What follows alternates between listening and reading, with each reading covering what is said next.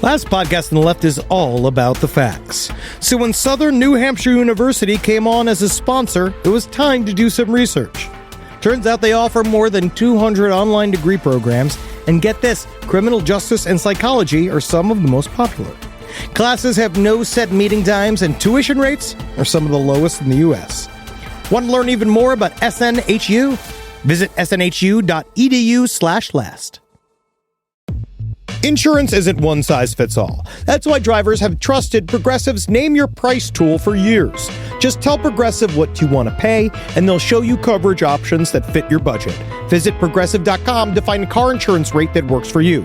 Progressive Casualty Insurance Company and Affiliates. Price and coverage match limited by state law.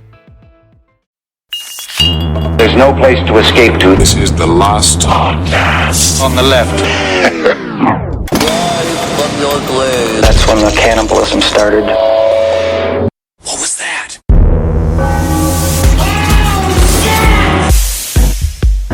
You're just yelling at an old gal, huh? Because I don't need anybody to give me rules. I'm my own boss, all right? I write my own constitution. I don't need just some lady come around and tell me she's being some kind of Otto von Bismarck of the elevator. Otto von Bismarck? Otto von Bismarck. I feel like I've heard that name before. He was the Kaiser. He was murdered by the Serbian Black Hand Group that started that was the shot heard around the world that started World War I. That was Franz Ferdinand. Franz Ferdinand, the band with Take Me Out, They that were song. killed. Is that what I mean? To get that off the table. And then, well, Otto von Bismarck was No, that was Kaiser Wilhelm. Kaiser Wilhelm. Yeah, but Otto von Bismarck was a pilot? I don't know. I don't know. It's not in the outline, Marcus. You didn't write it down in the outline. I forgot that in our Dahmer outline. Who's Otto von Bismarck? I just need you to be throwing random facts into these outlines so that I don't have to be curious anymore. Who invented meatloaf? When was the first shoes worn? When do you want to guess the first shoes were worn? 1974. Yep. 1974. All right. All right. Should we start the show? Yeah. We've been recording. Yeah. Oh, you have this been? has been shooting out to the airwaves. Oh, yeah. Yeah. Oh, the completely unrelated subject matter? Yeah, we always like to start with that. That's perfect. All right. Welcome to the show, everyone. That's Marcus Parks. I'm Ben Kissel.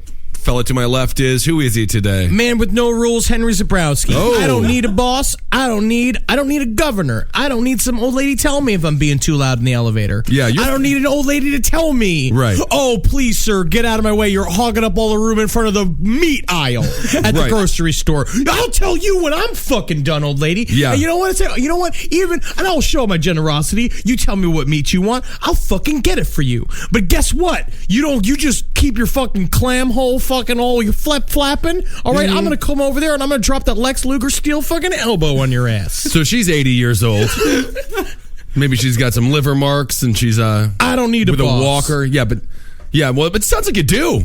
No, it really man. sounds like without a boss, you just yell at a bunch of old ladies I in a come meat from aisle. a long line of freedom fighters like Thomas Paine and Oliver Cromwell. Thomas Paine. Men, The Zabrowski Paine? Yes. You're of the Zabrowski Paine family. Yes. I've heard that. Big freedom fighters. Benedict Arnold. Yeah. Thomas Hardy, the actor. I love Tom Hardy, the actor. Yes. Bisexual. I did not know that. Bisexual. Well, today's stop. We're back to a big hitter. We got a big hitter. Yeah. That's right. Oh, I caught the fly ball, mister. I caught the fly ball.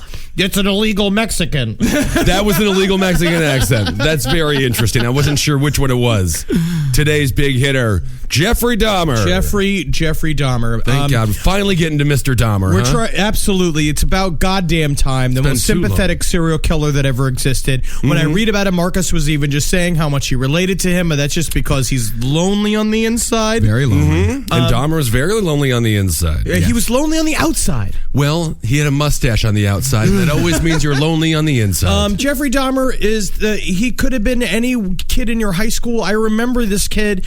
He was kind kind of a lost weird loser. We were a group of friends that we did the drama department in high school, and so we had a lot of friends, and we had like a big lunch table, and we always had these guys that would show up that were kind of off, that would do something funny and then leave. Well, we're going to find out about Jeffrey Dahmer that he did the same exact thing. Class clown. Kind of a class clown, kind of a weird class celebrity, but then sometimes those guys go off to kill 17 male prostitutes, and sometimes they go off to be administrators of an IT company. Sure, sometimes they go off to war and they kill 37 and they get honored for it. But this song, we were going to play the song "Beautiful Loser" by Bob Seger, because I find it a romantic song. I mean, probably a little bit more romantic than Jeffrey Dahmer deserves.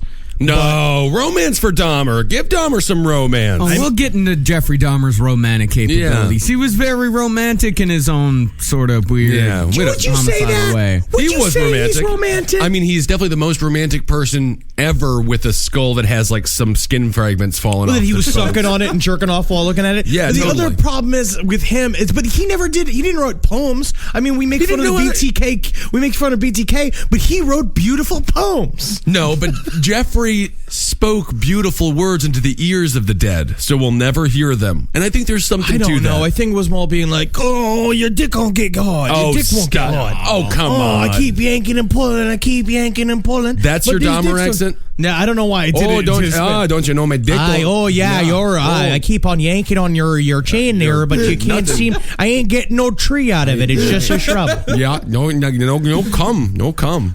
So where do we? Let's go back in the way back machine and go to the terrible day when Jeffrey Dahmer was born. One of the better days in American history. He was, but again, 17 kills, one of the most infamous serial killers of all time. This is a bigger hitter than imaginable. This is probably the number one serial killer of all time. I would say he's definitely the most well known. Everyone knows Jeffrey Dahmer. I remember when I was a kid, we used to play Jeffrey Dahmer on the playground. And what was that like, Marcus? I think Marcus was the only one playing Jeffrey Dahmer. Everyone else called it King of the Hill or Run Away from the Weird Boy.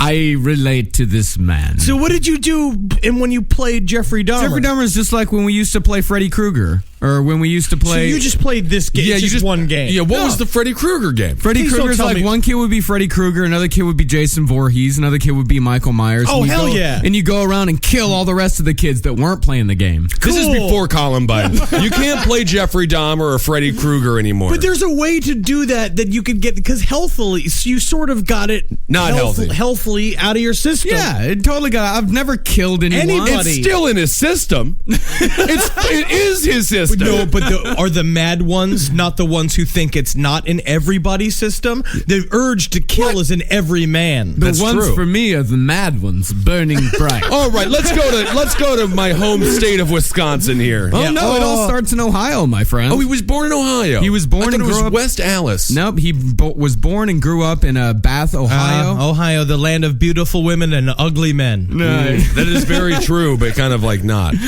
He was born May 21st, 1960 to Lionel Dahmer. Lionel. A very strange, emotionless chemist. Yeah, a very strange emotionless chemist, yes. And he was described as a hard worker, an achiever, but had very little time to actually pay attention to his son. You never see hard worker, achiever, and awesome dad Best like dad. in the same sentence. Number one dad. I was talking with a friend, one of the guys who builds puppets for Pretty Face, but they were hanging out with Jim Henson's daughter, and they were talking about with Jim Henson's daughter about the basically, how great her dad was and stuff. And they were drinking late at night, and basically she turned to them and said, you try having Jim Henson as a father. I didn't see him from the ages of 7 until he died. I would have loved that. I would have loved that. One day, my dad was an over-the-night truck driver, so he would go home, leave at 5 o'clock. And you're at not night. A serial killer. Not one yet. And I'm too big to be a serial killer, which is very sad. But then one day he's like, I'm switching to the day shift, so I'm going to see you a whole bunch more, Ben. And then I was scared, and my whole life was ruined that year because my dad was around. Jesus Christ. So I'd have loved to be Jim Henson's son. Rich, wealthy Ben Kissel Henson. Well, they talked about Jeffrey talked about his father as a highly controlling, a strong character that he said, and his mother was also very controlling, very strong, very neurotic. She was on up to 20 different medications for I think she was a hypochondriac. She was absolutely a hypochondriac. She was the same thing as my grandmother, where she would just go to her bed and just lie there for weeks at a time. Yeah. Yes, I had family. I had friends growing up, or like I remember his mom. I forget his name. His mom had like this. Jeffrey Dahmer just brings up all these stories from my childhood because he just reminds me of these people. I think Jeffrey Dahmer, anyone who's weird, who grew up kind of weird, and who grew up a little bit of an outsider, anyone can relate to Jeffrey Dahmer. But again, let's not say he was awesome. No, he was not. He was a horrible fucking person who killed 17 people. Yes, but we'll talk about how that was almost unavoidable. It gets to a point where it's just like you could have put him in a concrete square from the age of 5 on, where he belonged, but that's miserable. That's not how you keep a human being. They didn't know he was gonna. He could have been anyway. Let's go. All right, yeah. Well, but his mother was like on a cocktail, 20 different fucking drugs, and would kind of get herself into fits. But I mean, to her credit, she was correct in being a little bit paranoid that her son was playing with too many bones. But she didn't even know. They didn't care about the bone problem. Yeah, she didn't pay any attention to him whatsoever. She was the type of woman that would just make a fuss over just like the tiniest little things and get completely out of control. A real mama dearest. Just so she could have that pleasure of reconciliation. Well, especially because her marriage with Lionel was falling apart while they were going. So she would take any sort of control she could get. Yeah, absolutely. And here's the first story of Jeffrey Dahmer at about 4 years old. Like the first kind of the first inkling that they thought something was off. When Jeffrey was 4, his dad was sweeping the remains of some small animals that had been killed by some birds from underneath the house. And Jeffrey he was compelled by this fucking pile of bones. Hey, like the sound Daddy, of them. Can I play with the bones? Yeah. Again, it's a fucking sentence that also came out of Marcus's mouth at some point when he was a child. Well, this is what Lionel wrote in his book, A Father's Story. He said... Lionel wrote a book? Yes, Lionel wrote a book. Oh, okay. Yeah, in 94, I think. 93, yeah, it was heavily 94. featured in the Stone Phillips interview, which we'll talk about, which is probably the best serial killer interview of all time. It's great. He said that Jeffrey appeared to be oddly thrilled by the sound they made. His small hands dug deep into the pile of bones. I can no longer view it simply as a childish episode of passing fascination. Of course you fucking can't. Yeah, with all the bones and stuff. Because all the fucking dick soup he was making. This same sense of something dark and shadowy, of a malicious force growing in my son, now colors almost every memory. See, I mean, I don't know. He was just playing with bones. Yeah. Kids like to play with things, you know? Yeah, anything that makes like a ding, ding, ding. That's fun to play with. Can you imagine? You know the sound of playing with the bones. You know, Marcus, when you stick your hands in a pile, a bunch of bones, and you drip them up and down like it's a bunch of Parmesan cheese. Oh, you mean yesterday? Yes. You know, so you yesterday. you got a raccoon dick bone sitting on the thing right there. Touch it against the microphone. Let's not pretend like it's normal, though. It's still abnormal. No, that is strange. Yeah, I never liked it. So let's talk. I mean, Jeffrey Dahmer, like most other serial killers, had a history of injuries as a child. He required casts on his legs for the first 4 months when he was a kid. He had to wear lifts on his shoes until he was 6. But then, of course, later on in his life, he met Jenny. That's a Forrest Gump reference. Jenny.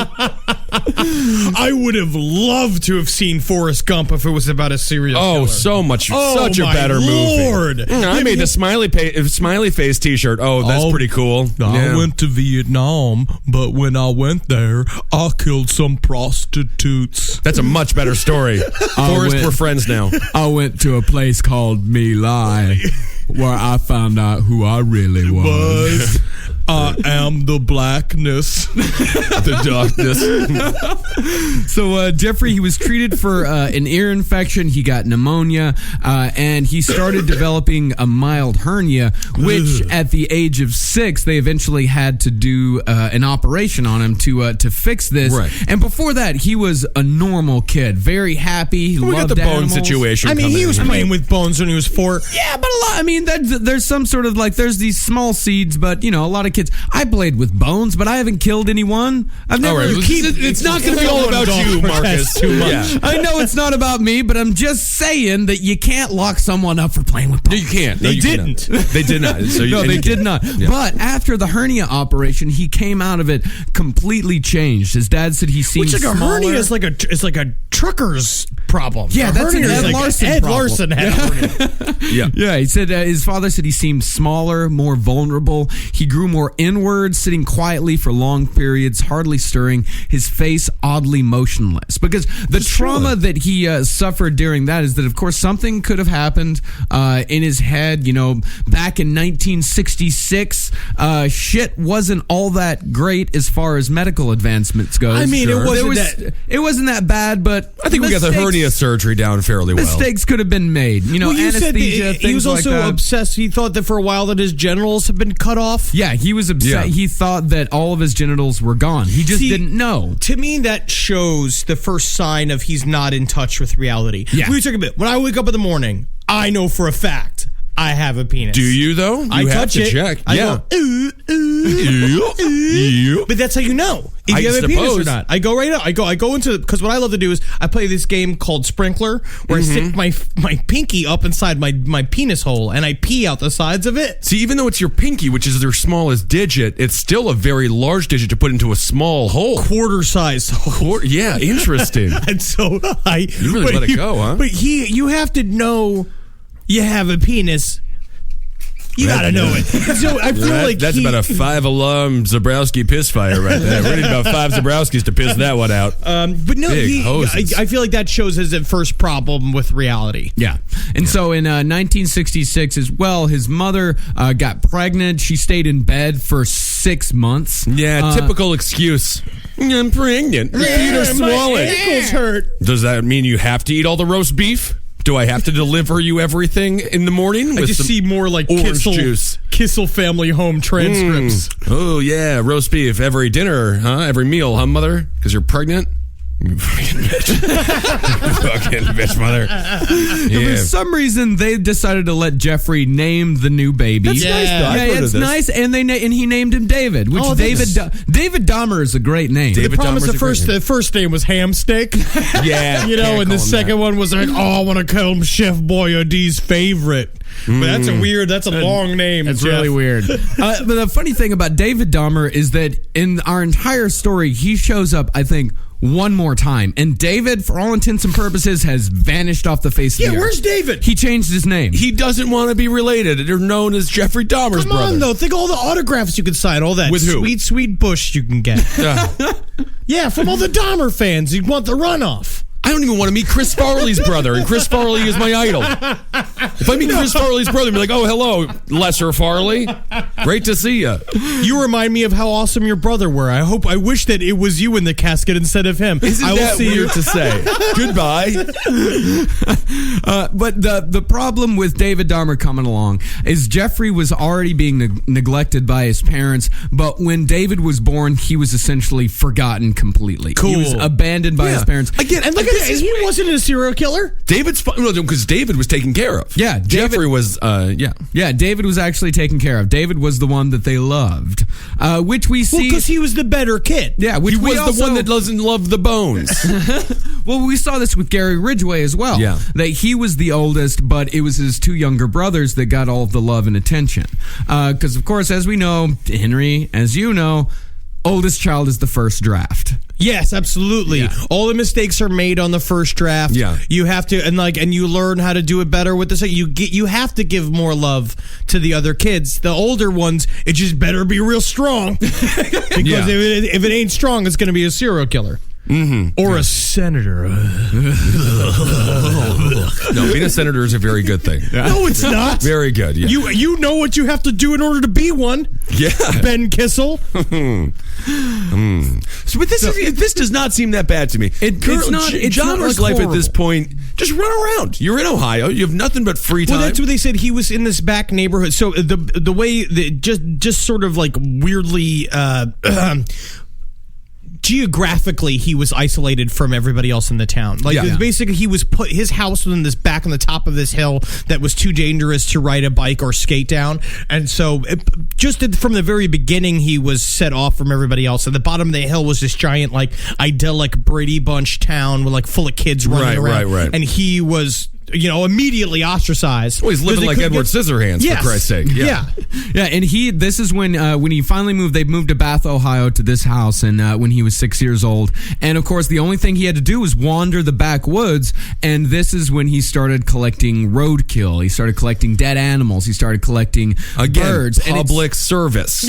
Public service. That is not a bad thing to do. And it's also said, this is alleged. There's some records that allege that he was sexually assaulted at this time, but both Jeffrey and Lionel maintain that this was not true. Why do they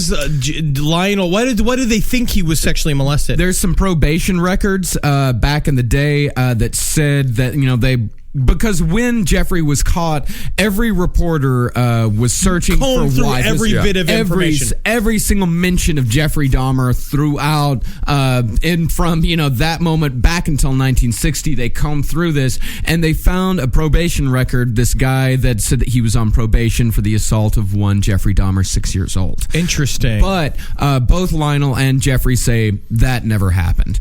You see, because he was already on the path, so it's not like because a lot of times the sexual assaults as a child is what spurs the I don't know if he was on the path yet. I still think he's just being a kid at this point in the creepiest house in Bath. This podcast is brought to you by Squarespace. Squarespace is an all-in-one website platform that helps you stand out online. Yes, that's right. You don't have to smash your face with a hammer. You can just start a business. It's got everything you need on Squarespace, from securing your domain to building a professional site and showcasing your work all in one place. Let's say you want to show everybody how you can carve your ribs out of your lower abdomen so that you look more like a Ken doll. That's amazing. You can bring your vision to life with AI-powered design or curated templates, plus flexible editing tools that helps you create something that truly reflects your style, especially if you are somebody that is trying to corrupt the young men of America. That's what Squarespace is really going to help you. Squarespace makes it easy. It makes it easy for you to put all that together, and you just go to Squarespace and do it all. Thanks, Braden. Head to squarespace.com/left for a free trial. And when you're ready to launch, use offer code LEFT to save 10% off your first purchase of a website or domain. Hey there, everybody. Is your cell phone bill too much money? Are you getting that bill and you're like, hey, what is this? I can't believe for what? For 5G? Are you crazy right now? $100? I don't even barely got any bars when I'm just sitting in my living room. Okay? You don't have to deal with that anymore. Are you ready for this? $15 a month. That's right. $15 a month on Mint Mobile. Yeah, baby. Get their wireless plan. Because they're just sitting there on the T-Mobile 5G network, and it's just $15. Your whole life, you're just paying all this money every month. You're like, why? Where's it going? It's going to these phone companies that are robbing you. So go to Mint Mobile. Let them help you talk to your mom. So get your new wireless plan for just $15 a month. Go to mintmobile.com/LPOTL. That's mintmobile.com/LPOTL. Cut your wireless bill to $15 a month at mintmobile.com/LPOTL. That's it. There's no catch. Upfront payment of $45 for 3 months, $90 for 6 months, $180 for 12 months. Plan required, $15 per month equivalent. Taxes and fees extra. Initial plan term only. Greater than 50 gigabytes may slow when the network is busy. Includes up to 20 gigabytes hotspot. Capable device required. Availability, speed, and coverage varies. See mintmobile.com. It's obvious we love true crime, but it does make us feel a little paranoid about what's out there, as it should. And that's why it's so important to get a home security system that gives you peace of mind. With SimpliSafe, you can stop crimes before they even start using their AI-powered cameras to identify threats on your property and alert US-based live agents to take action. like arriving in a helicopter in the night, coming down from the helicopter, zipping down and breaking through the windows with their big axes, and going through the house, ripping through the walls, finding the criminals. It's easy to do. Simply Safe has been a game changer for us. And the best part, there's no long-term contract. We've used it since the very early days of Simply Safe here at LPN, and it keeps us safe, doesn't it? It keeps all of our thoughts inside the building. Then there's the ones we let out because they have to go out because that's a part of it. But Simply Safe keeps the other thoughts safe. And for that, we say thank you, Simply Safe. And we want you to experience the same peace of mind as we, which is why we've partnered with Simply Safe to offer an exclusive discount to all of our listeners. Right now, you can get 50% off your new system by visiting simplysafe.com/LPOTL. That's half off at simplysafe.com/LPOTL. There's no safe like Simply Safe.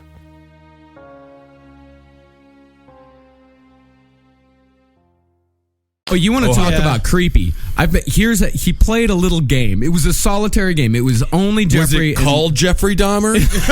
Because I know somebody who played that game. Called Jeffrey Jeffrey Dahmer game. No, it was called Infinity Land. And it was extremely complicated, but the concept, vaguely sinister. What he did is that there were sticks all around that represented men, and the game involved the men disappearing one by one into a vortex. Normal. That's great. Normal.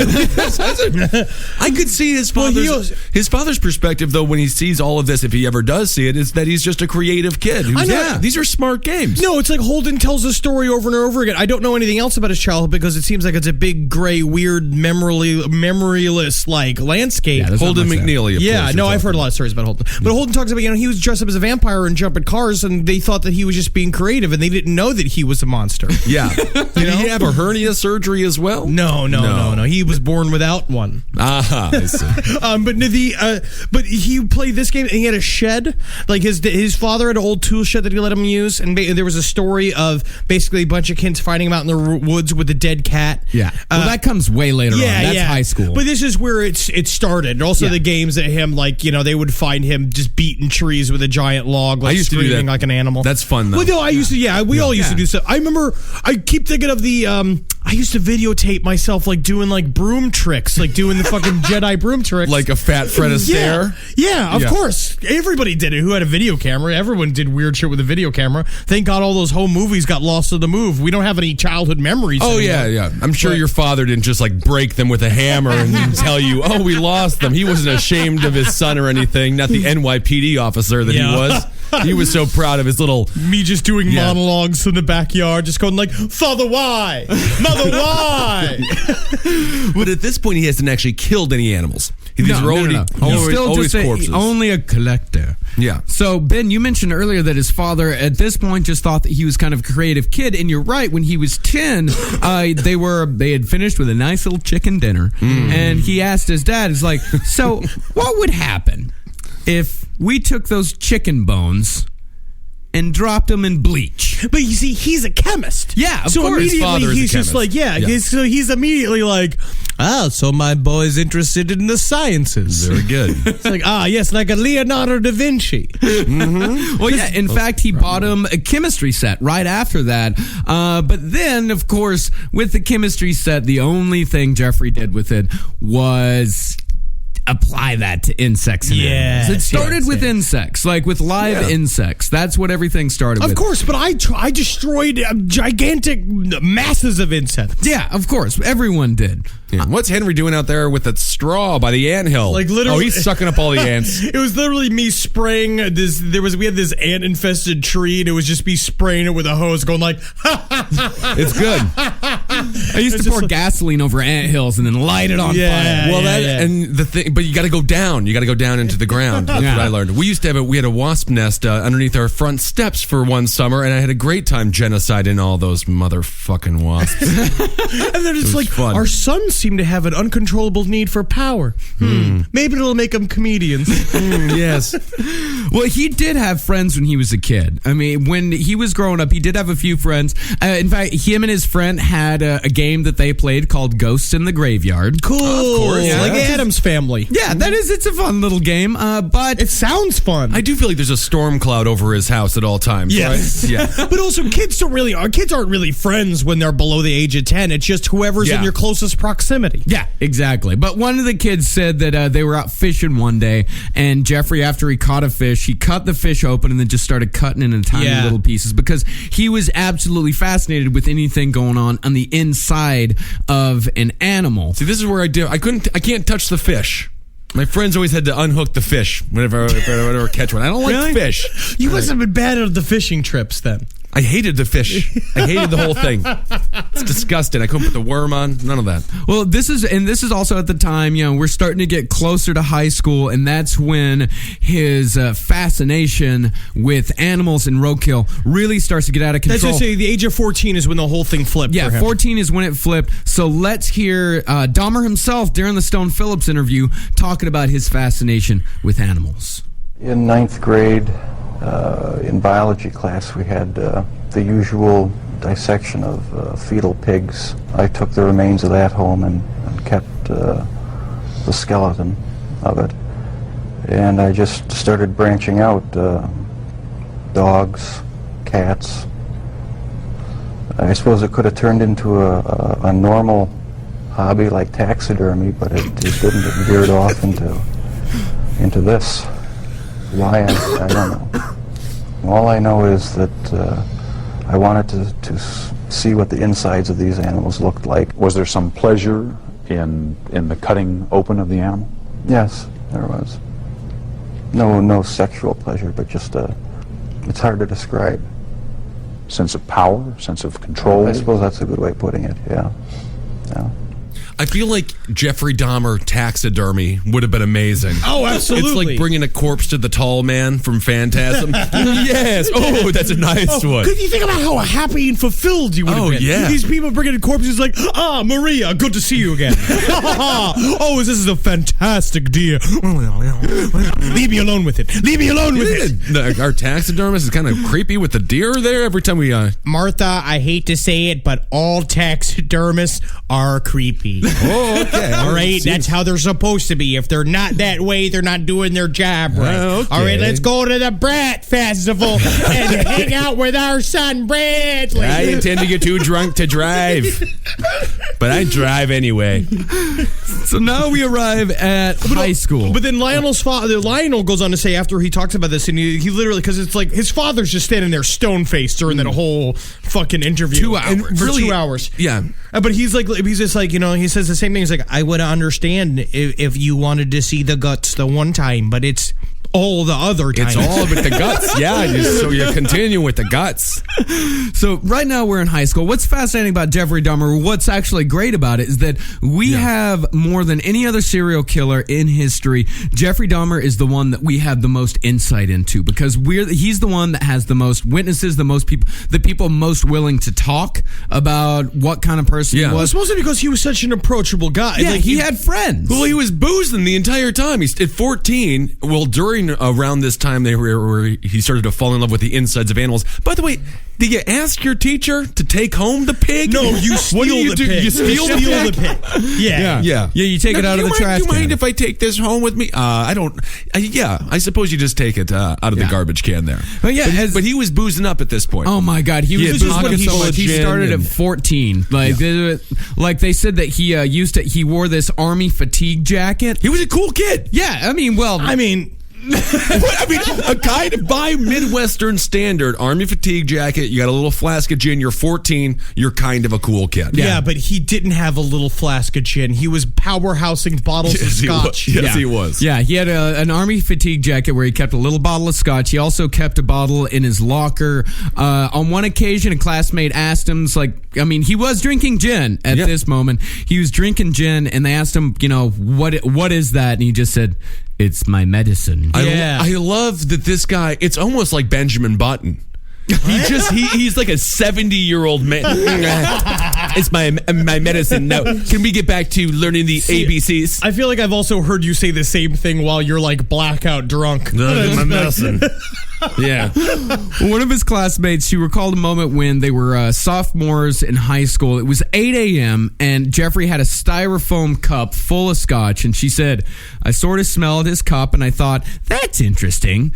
And then he just sat there in class and drank scotch. But somebody could have taken that 16-year-old kid and asked him, why are you drinking scotch? He's Spicoli. He's one phone call away from ordering a large anchovy pizza. Yeah. He's a cool kid. He just could have made one step towards being awesome, but he didn't. Instead, he was fantasizing about the jogger that was running past his house every day. Yeah. Right. Yeah. So he was he was a class clown. But what he was drunk. Well, we said he was a class gimmicky celebrity. Yeah. And he was the guy that everybody loved to make fun of. They would put him in the back of yearbook photos, and then everyone would get all upset. Like the guy who wrote My Friend Jeffrey, Durfbach.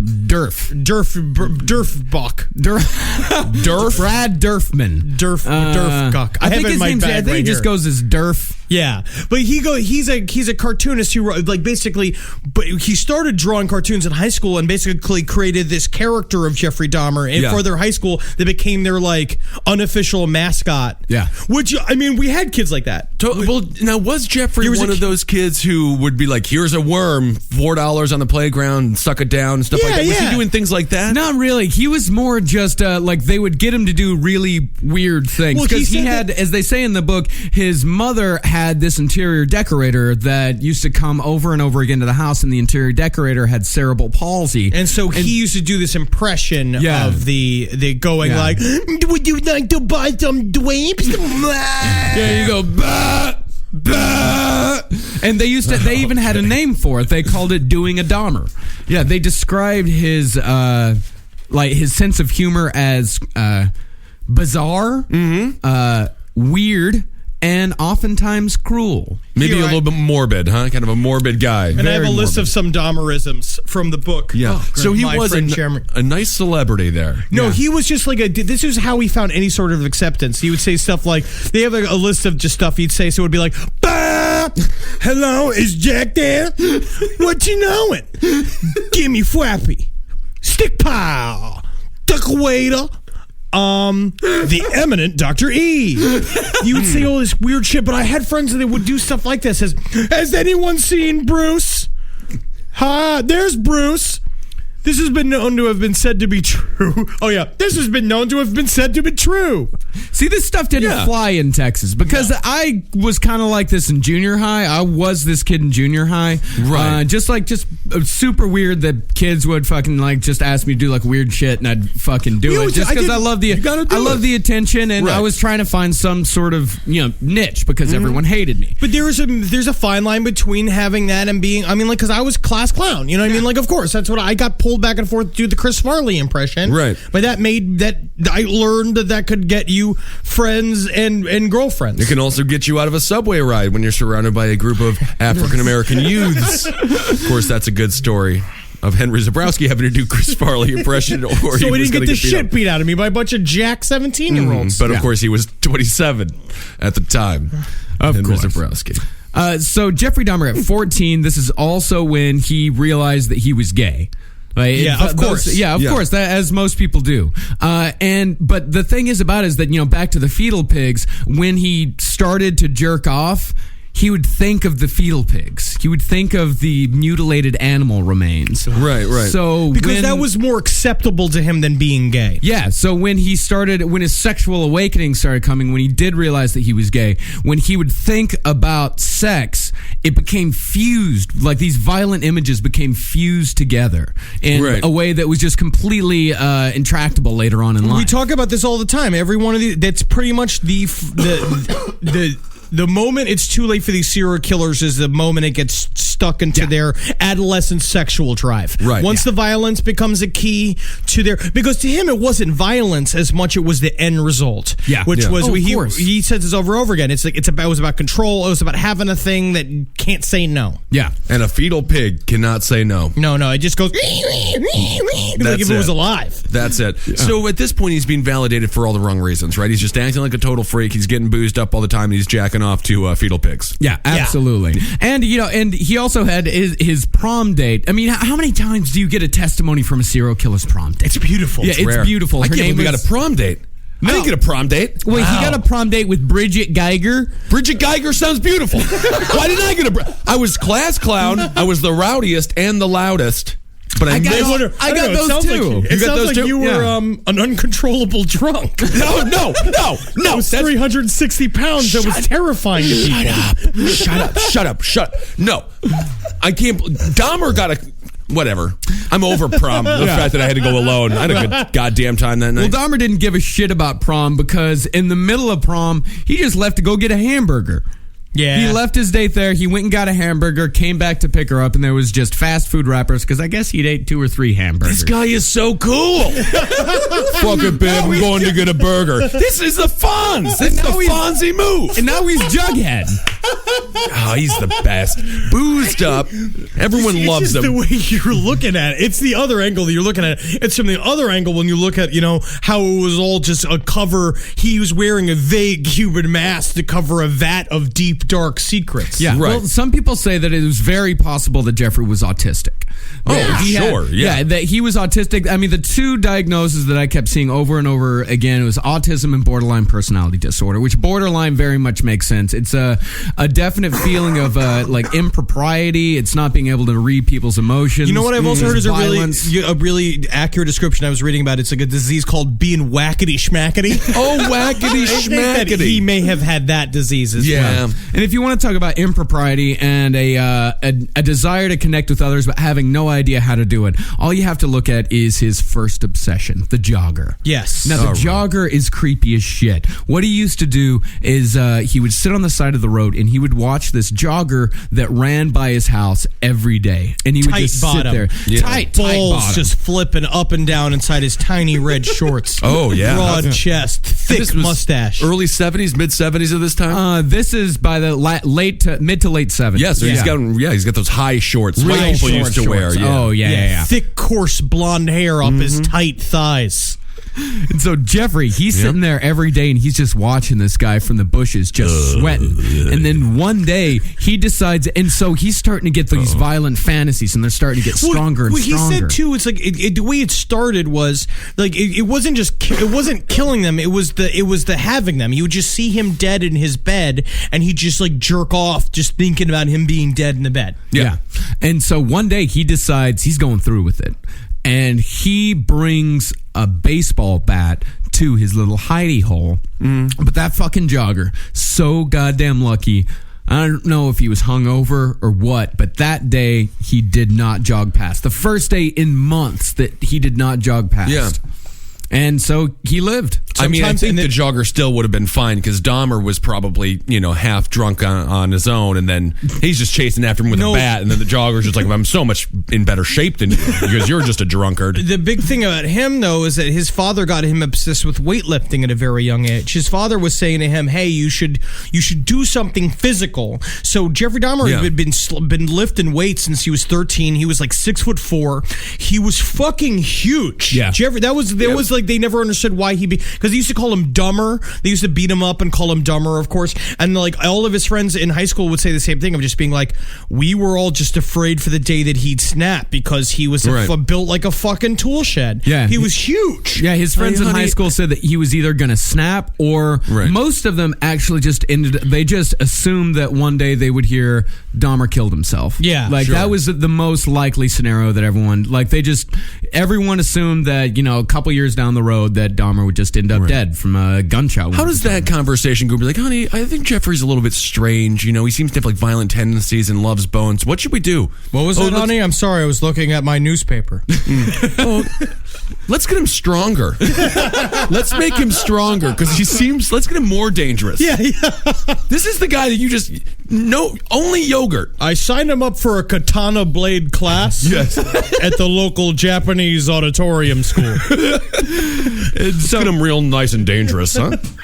And, of course, Jeffrey Dahmer, he graduates high school. Very high IQ, very low grades. Did he have a high IQ? He did. Yeah, he did have a very high IQ. But I'm yeah, sure he wasn't doing homework. He No. wasn't trying very hard. No, he was just drunk. He was beating down his fucking creeping in fantasies of the dead every Do you single think night. if homosexuality at this time was more accepted, he wouldn't have had to go to the pig Maybe. thoughts. It's with He could have just thought about a male rump. But then later on, when we're gonna see when we get to it, is that when he was finally like out and about, like he had such a hard time meeting and talking to people. Yeah. That's what drove him to do it. Yeah. It wasn't that he was afraid to be gay, because he started going to gay bars later on. I know where he went, Mad Planet, where I used to go all the time in college. What was the other one? There was Club 219, which Club is like, 219, yeah. Jesus. And we get into the Milwaukee stuff. I had a friend who actually got to meet him. He was a Michael Jackson impersonator, and he shook Jeffrey Dahmer's hands. And Jeffrey said, "I loved your performance so much. Do you want to go back to my place?" Yeah. It was my friend's friend. He said, "Absolutely not." No. Thank you so much thank you for being a fan. But that's what I'll see ya. Yeah, he used to just go to this gay bar and just, I love the way you moved. Do you want to go back to my place? And that was it. Those were like the only sentences he ever said. Cool. And then he would just get him shit-faced drunk. Yeah. Which is Wisconsin courtship. Yeah, you would have been born if it wasn't being shit. I would have gone home with him. Call me a squirrel, 'cause I'm covered in acorns. That's right. So many people are focused on where their money is today. And Acorns is the financial wellness app that cares about where your money is going tomorrow. Let Acorns work for you. You put acorns in the ground and you're gonna get trees tomorrow. That's right, investments. And with the Acorns potential screen, you could find out what your money is capable of. I always do that. I'm like, I want to invest in something that I like. Let's say cheeseburgers. Okay? That's kind of hard to do. Acorns will help you find a cheeseburger that is right for you. So sign up now, and Acorns will boost your new account with a $5 bonus investment. Wow! Join the over 14 million all-time customers who have already saved and invested over $27 billion with Acorns. Head to acorns.com/left or download the Acorns app to get started. Paid non-client endorsement. Compensation provides incentive to positively promote Acorns. Tier 2 compensation provided. Potential subject to various factors such as customers' accounts, age, and investment settings. Does not include Acorns fees. Results do not predict or represent the performance of any Acorns portfolio. Investment results will vary. Investing involves risk. Acorns Advisors, LLC, an SEC registered investment advisor. View important disclosures at acorns.com/left. This is a paid ad by BetterHelp. You know, stigma shows up in a lot of different places. I know I had to explain to my handyman about the devil imagery in my home. I had to explain that in our home, El Diablo es bueno. And he reluctantly agreed. I think largely just because he was in my home and he was scared. But over time, he began to see, the devil can be my amigo. See, even in 2026, stigma can get in the way of a lot of things, right? My handyman almost didn't put up my floating media cabinet, right? You got to get support for your mental health. Maybe you've encouraged friends to consider therapy while avoiding taking the first step yourself because you're busy, worried what others will think, or telling yourself you should handle it alone. No, you need a team. Get therapy with BetterHelp, the world's largest online therapy platform. Give me a space to slow down and talk through what's building before it feels unmanageable. So let's take a short questionnaire to identify your needs and preferences, and BetterHelp will handle the initial therapist matching work for you. Their industry-leading match rate means BetterHelp typically gets it right the first time. Feel confident knowing BetterHelp therapists work according to a strict code of ethics and are fully qualified. So don't let hesitation hold you back. Find support with BetterHelp. Sign up and get 10% off at betterhelp.com/lastpod. That's betterhelp.com/lastpod. All right, I know what you're thinking.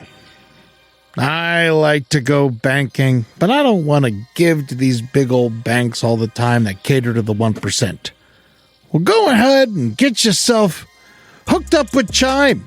It's banking built for you, not just those rich jerks. And they got thousands of fee-free ATMs because why pay to get your own money? Chime is working for you, man.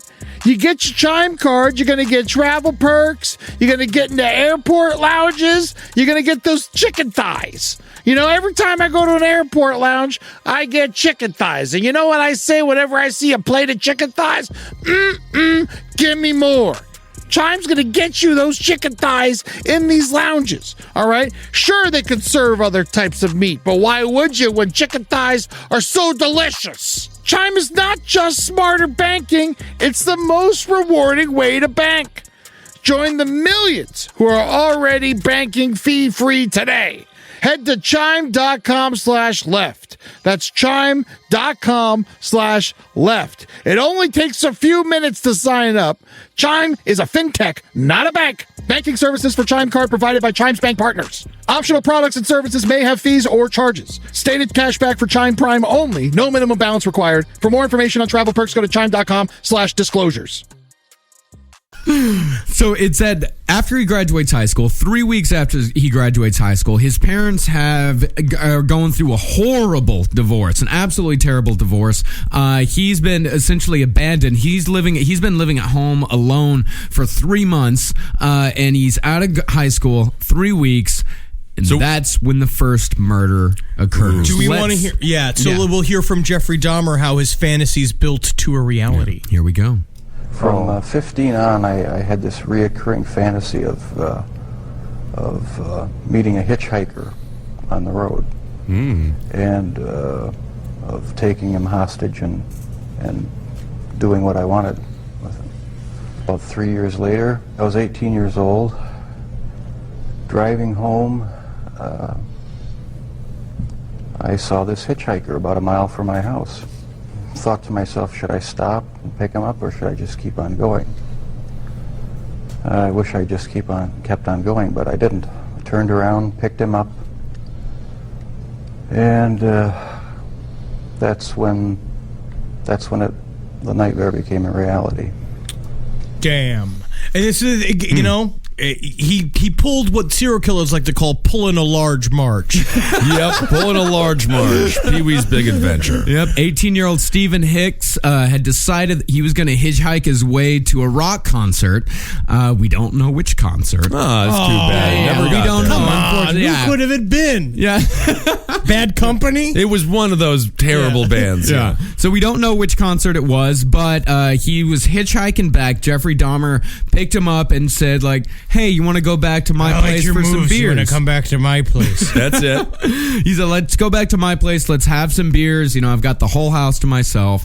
They go back. Jeffrey said that he has no idea what they talked about leading up to actually the sex. He just says, we got drunk, we had sex, and the guy said, like, all right, well, I'm going to get out of here now. Like, I got to go. I already did all the shit I'd never wanted to do before, but somehow ended up doing it. So, you know, I'm going to go. I'm going to question my fucking choices out on the highway, but I'll see you soon, buddy. Yep. Just going to get back to hitching then.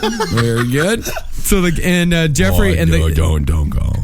And at this point, he said the guy wanted to leave, and I didn't want him to leave. So then he stays. Yeah. So then Jeffrey hits him with a barbell, from his weightlifting set. And after a brief scuffle, they started wrestling around. Jeffrey hits him again, knocks him unconscious, and strangles him. Yep. And strangles him dead. And so the corpse is down on the ground. He removed the guy's clothing. He started caressing and kissing the body. Lay down beside him, and even though he had just fucked, this guy's virile, jerked off onto the guy. He's a young man. He's 18 years old at this point. You know, you can do that. So he was living alone his senior year of high school for 3 months, right? I mean, possibly longer. I don't know exactly the exact time period, but he was living alone for most of high school. Yeah, if he was Spicoli, it would have been the coolest summer of everybody's lives, but it wasn't. I'm going to parlay that into huge parties, things like that. So he took the body down to the crawl space, cut it into pieces. He put all the severed parts in triple-lined garbage bags, burned the idea and the clothing in a trash barrel behind the house. He dumped the bags into a ravine 4 miles away. Years later, he would go back, after he got out of the Army, he went back to the scene of the crime. He found the bones and he pulverized the bones with a sledgehammer and then scattered them all around. Well, because this is also, not only is it just getting rid of the body, it's destroying the crime. Yeah. It's him trying to then, because what we'll learn is that he spent the rest of this latency period between this and his next official kill, he spent it trying to push all his feelings down into a fucking barrel. And it's sort of ironic that he destroyed all the bones, because, I mean, he kept every other piece of every murder after this one. But that He showed keeps how pretty much important it everything. was. Yeah. No, it's this one and the second one. He's still trying to figure out what he's wanting to do. The second one he also gets rid of. You know, it's like Jeffrey Dahmer did everything opposite to like how Foghat envisioned America. Yeah, You know what I mean? yeah. Maybe that was the concert the guy was going to go see. And this, you also see, we see it in serial killers time and time again. He got stopped by the cops with the body in his car. The cops stopped him. He was a little bit drunk. The cops was with the cops. This is was Midwest, though. Yeah. Of course, this is Wisconsin in 1978. So everyone's driving around a little good bit solid drunk. white kid, a little bit drunk. That's how all white kids should be. Yeah, no, I mean, that's the thing. The cops they pulled him over to make sure he was just a little bit drunk. You know? We don't want none of them sober drivers around here stuffing up traffic. So as we'll find out later, only three of Jeffrey's 19 victims were white. His first two were white, and his last one were white. So the treatment that the white kid got, police retraced Hicks' entire route. They interviewed everyone. The family offered a $2,500 reward. His name was entered into a national computer network. Yeah, to help locate $2,500 people. is literally $1 million now. Yeah, and a national computer network in 1978. Sort of like Facebook. It's kind of cool. And so his parents divorced. His mother moved to Chippewa Falls with his brother David. She got a degree of Bachelor of Arts in speech at the University of Wisconsin. So she's flourishing. She's getting her groove Yeah, back. she's getting the hell out of there. But here's what's funny. When Jeffrey was caught in 1991, the Chippewa Herald Telegram, nothing had ever happened in Chippewa Falls. So the headline they ran was, "Mother of accused mass murderer lived here." Wow, isn't that exciting? And Billy, so there's a good brewery in Chippewa Falls. Oh, good. Yeah. So Jeffrey, he graduates Wine and high school. Googles. He goes to Ohio State for business studies. Of course, he does nothing but get drunk. They said that his dorm room was nothing but empty liquor bottles. Has anyone ever met a good business major? I haven't. They're all running from something or just frat guys. Having fun. Absolutely. So he lasts 6 months in college. And also in 1978, Lionel marries Sherry Jordan, who a friend described as the epitome of the wicked stepmother. Just being born with the name Sherry Not makes you bad. And so 5 days after his father marries Sherry, Jeffrey says, "Fuck this, I'm going to the Army." And he goes into the Army. And we were saying this Just where he before in another belongs. episode. We were talking about, there was some episode we were talking about this too, where it's just like, he should have been in the Army. If we're going to have Army's anybody good. in the Army, Structure. just give him structure, teach him skills, get him out there. The Army should just be full of sort of emotional sociopaths. I think it is. Yeah. That's who goes. But yeah. I think, no, not all of them. We have that's the problem. I wish we had less good humans in the Army and they weren't destroyed by what happened. Being an over there. emotional sociopath,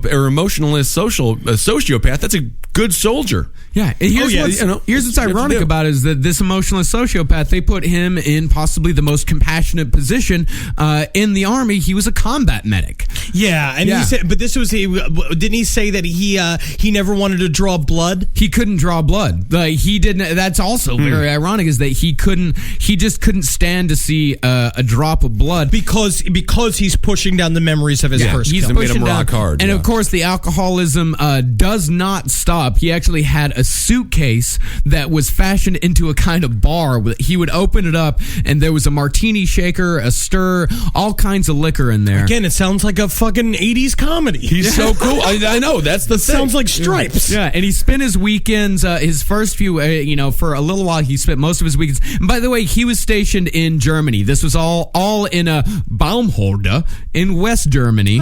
And he spent his weekends just getting wasted and sitting on his bunk listening to Black Sabbath. Having a good goddamn time. Man, Dahmer. Yeah, that's You a fun- envy his life. At this point, it's not so bad, minus the murder. And then, of course, the terrible desire to have sex with fetal pigs. But, yeah. And we know that Dahmer did not kill anyone in Germany, because as soon as the news came out that, that this guy had killed 17 people, and they started going through his history, they're like, oh, fuck. Because he was gone for long stretches of time in Germany. He would disappear for entire weekends, and then he started disappearing past his weekend furloughs.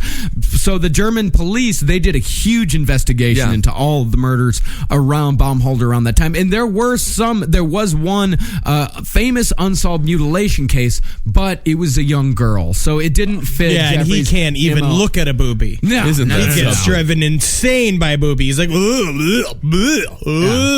give me a severed penis any day. And so he kept to himself, except occasionally he would get belligerently drunk and just start hurling racial slurs at all the black soldiers. Yeah. It's interesting, though, because, like you said, most of his victims were black or Hispanic. No, it's because he And was those- desperately in love with them. Yeah, well, he was in love exactly. with them, and also it's an intelligent, like we were talking about with the black serial killer case. They're the less dead. They're even lesser than the less dead. Less dead tend to be prostitutes and things like that. Well, what Jeffrey said later on is the reason why he started killing black people and Hispanic people is that's what he found most attractive, because they had the hairless chest that he loved, because Jeffrey was obsessed with torsos. Out of everything else, that was what he focused on the most. That's what he loved, was the chest of Yeah, him. who loves it? I love it. I understand a good man's chest. Oh, it's just certainly. something nice. It's like a plate. It's like a big old serving tray. When you get up there, the nipples are like two little fucking Swedish meatballs. You go ding, ding, ding, ding, ding, ding, ding, ding, ding. You stick your finger in the belly button. Oh, I know everything about a men's chest. So with 9 See months everything as a plate, huh? yeah, you could deliver some food on that. Yep. Well, excuse me, I gotta go drive my car, which is like a little moving restaurant. So I'll see you it's like a soon. little plate. I love that plate over there. You can put a bunch of hamburgers. That's a book. That is a book. Yeah, you can put food on there. So Jeff, too drunk for the army, was discharged with That's the name of a Pauly Shore movie. Jeff, too drunk for the army. He was discharged with 9 months to serve, and as he was leaving his bunk, he turned around and turned to his bunkmates and said, "Someday you'll hear about me again." Yikes. Which I kind of like, of course, since he was drunk all the time, I kind of see as more like, you haven't heard the last of old Jeff Dahmer. Then just gets in the car. Jeff, if you could please just go. Fuck you. I know. Okay, yes, fuck me. Yes, if you could just go. Give me the keys. Yeah, his squad leader, his name was David G. Goss, drove him to the airport, and he said in a conversation, he said, there was something bugging him in Germany. I knew he had a troubled past, and I knew he had something that was gnawing at him.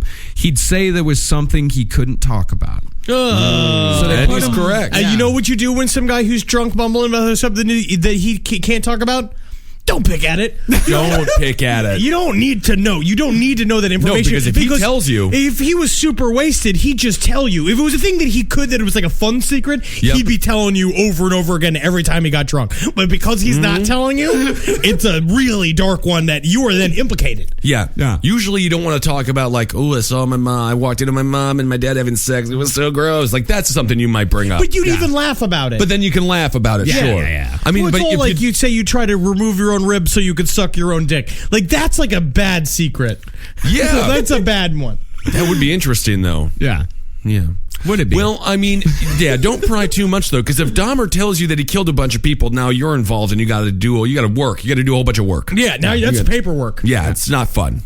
And so after being discharged from the army, they gave him a ticket to anywhere he wanted to go in the continental United States. And So, where did he choose? Miami, Florida. Wow. Did he have the mustache at this time? I don't know what Bienvenido. I think maybe, a lot of guys get out of the army, they grow facial hair. It's a natural reaction. He's down there, he's right next to Cuba. You know what I mean? I bet he's got one of those white shirts on with the embroidery on the sides of him. He's eating plantains. Well, I don't know. Maduros. I mean, it's more like he's working in a sandwich shop and living at a seedy motel. Yeah. And so, fun, though. Miami.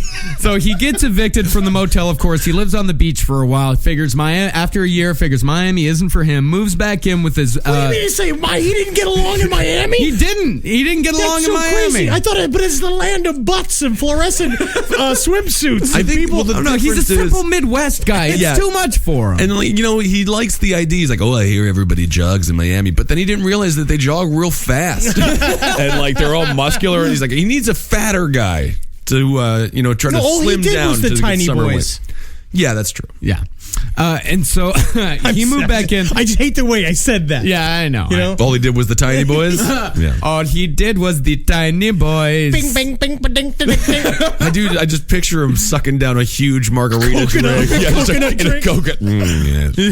Yeah. I just can't get drunk enough on rum. Isn't that It's just too much rum and Midori in this. Yeah, too much sugar. I think it's something with the sugar. I got to go back to Wisconsin. Yeah, and he does. First he goes back to Ohio to live with his father and his stepmother. And, of course, he doesn't stop drinking. He's unemployed. He's getting into bar fights constantly. He broke a couple ribs. He's getting gashes all over his face. And, of course, his father says, I can't handle him anymore. My bitch of a wife is fucking talking about him all the time, getting on my ass about it. I'm going to say Sherry was right about this one. You think Oh, so? yeah. I think her son is a sociopath. She also had a nut against David, too. She had a nut against David. Let's just say David didn't do much either to help the situation. Yeah. All right? This is we literally, because it's if anybody could have reached out to Jeffrey, it probably could have been him. Yeah. If a brother came, this is it's not a younger brother's job to save his older brother from killing a bunch of people. I would say your brothers better than they know themselves just because you've been around them for so long. Yeah. If you saw them doing something real crooked, you'd at least tell mom and dad. Yeah, you do something. So. But anyways, it's just but yeah, Sherry was right. Because Jeffrey Dahmer was also probably drunk, just staring at shit half the time. Walking around just going the bodies just won't go away. Just saying just the random sentences like that. Definitely.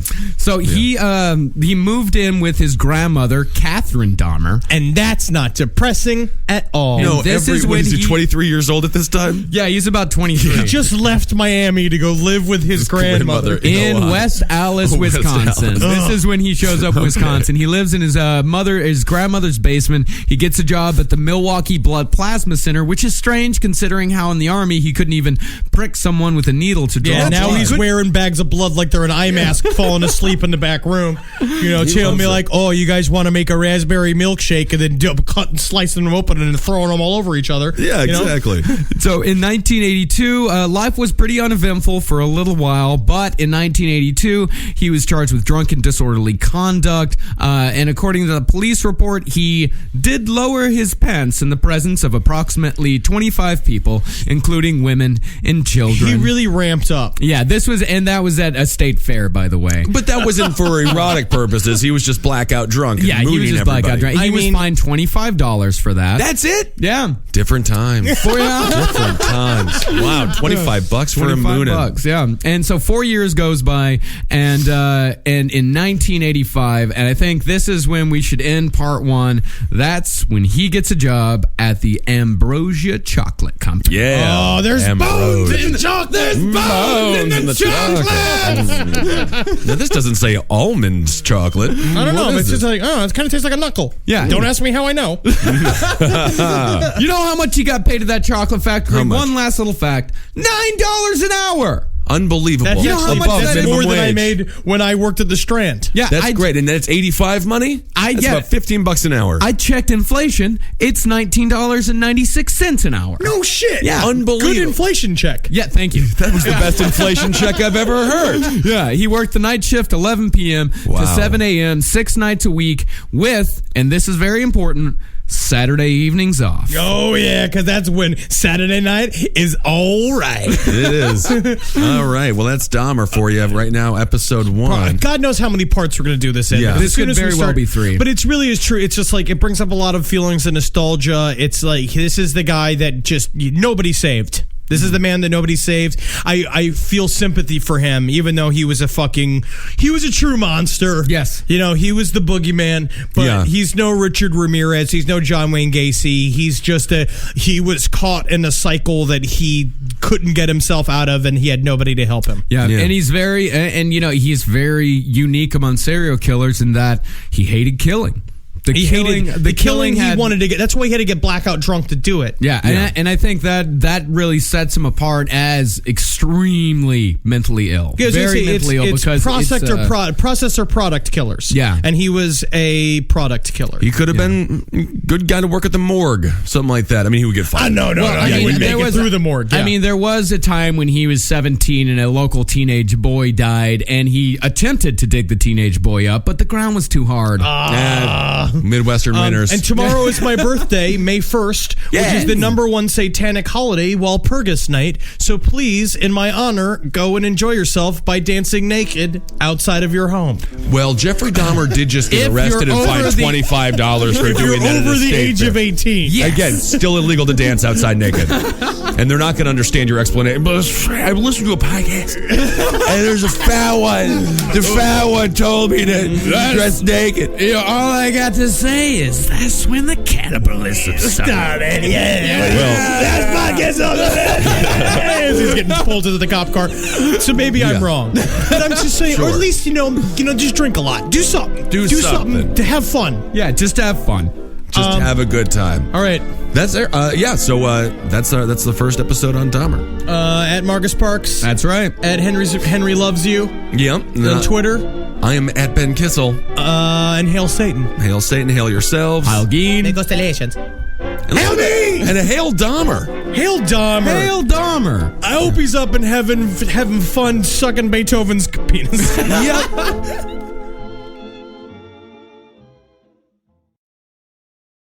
You've tried melatonin, the white noise machine, the blackout curtains, the magnesium, and you're sleeping fine.